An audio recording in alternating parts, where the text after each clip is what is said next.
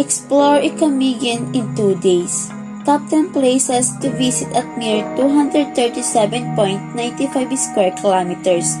Camiguin holds the distinction of being the second smallest province in the Philippines. Despite its size, there is a great deal to see and enjoy in island with its abundance and natural and cultural attraction. Camilon is so rich and enchanting spots. It's actually impossible to visit all of them in a short span of time. So, if you had just 2 days to spare, check out the top 10 places to see in Camiguin Island.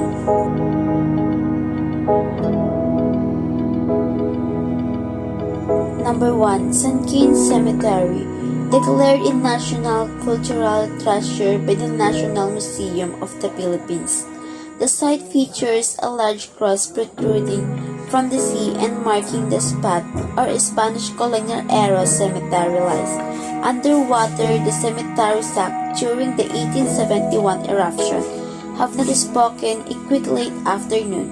The stop will be more than enough to capture a reflected moment. But if we had more time to hang around, snorkeling and diving equipment are available for rent, so you can see what lies beneath very sand. Accounts in some parts of the cemetery are still visible, but most of its man-made structure have surrendered to the embrace of nature and is now overrun by marine life. Number 2. Old Church Ruins. Another casualty of the 1871, the volcanic eruption, is the old Bonbon Church ruins, also in National Cultural Treasures. Next to the church ruins are the remains of its bell tower in our tree. The ruins, of course, are Instagram-worthy, but that's not all. The century-old walls offer a chance for the prayer fort to pause and whisper to heaven, or for the cultural history buff.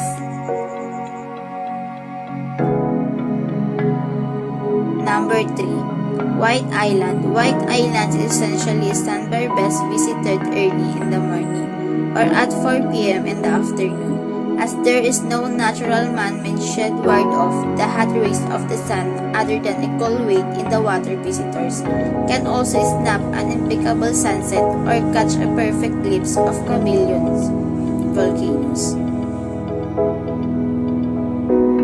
Number 4. Ardent and Hot Spring. The warm water, of course, came from Mount Ibacabuk and flows between the two rocky wooden steeped activities, with one side set up with rental tables and huts. Some sources still maintain that the water can run as high as 40 degrees Celsius and is warmest close to the source.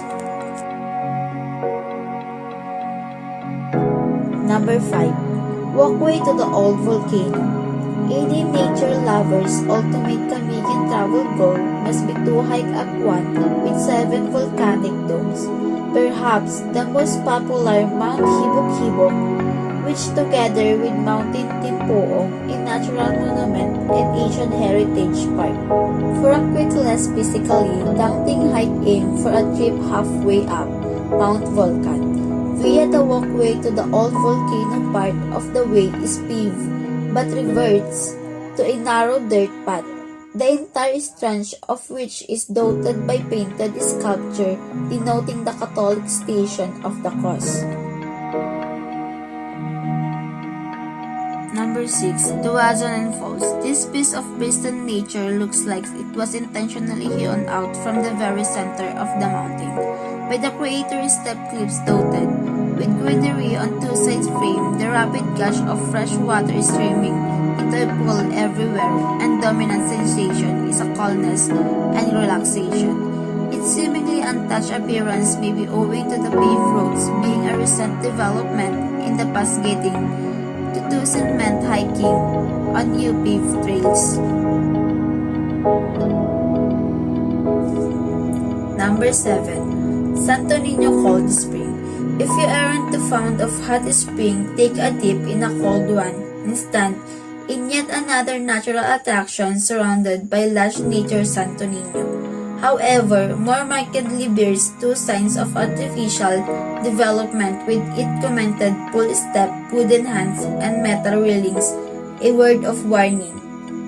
If you don't have a high tolerance for the cold, the water this spring can pierce you to the bone. If you'd rather sit out a cold dip, have the option to just rent a plastic table by the spring and simple some of the local cooking available to order.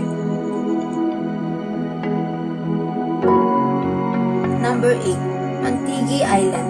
This island is decidedly of the substantial in appearance and sister White Island. Prepared with a few trees in some shrubbery, it also has a number of wooden hands for rent and restaurants serving grilled fish, pork, or soup.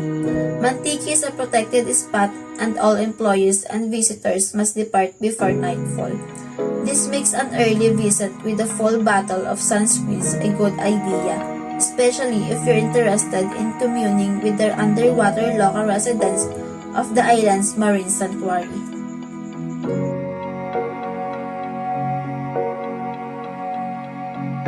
Number 9. Treasures Camiguin CG Class. Museum. Even if you are not looking, this attraction is difficult to miss out of the corner of your eye. You'll catch the purple exterior an invitation to the curious, its initial point of interest in the house itself. Through its striking fresh paint ready, it's the unmistakable lines and a Filipino architecture during the Spanish colonial period. Inside, you'll find artwork, a growing antiques collection, and of course, each glass jewelry. Sea glass is a broken glass weathered sometimes for decades by the salty sea or ocean, and it's washed up onto the shore and fashioned into wearable ornaments or useful item. Number 10. Mambahaw Ancestral Houses. The National Museum has declared 14 Camiguin ancestral houses important cultural properties.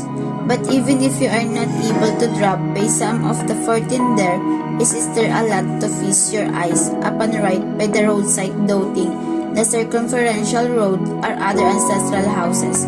On display, all exhibiting the classic architectural elegance of their time with their catfish shell, windows carved colorados, decorated Venton Elias, and step hip roof.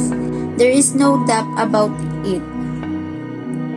Camiguin has the best spots if you are time-poor traveler looking for a full experience. But wait, there's a great deal more on your next visit considering checking out Camiguin and natural and cultural treasures.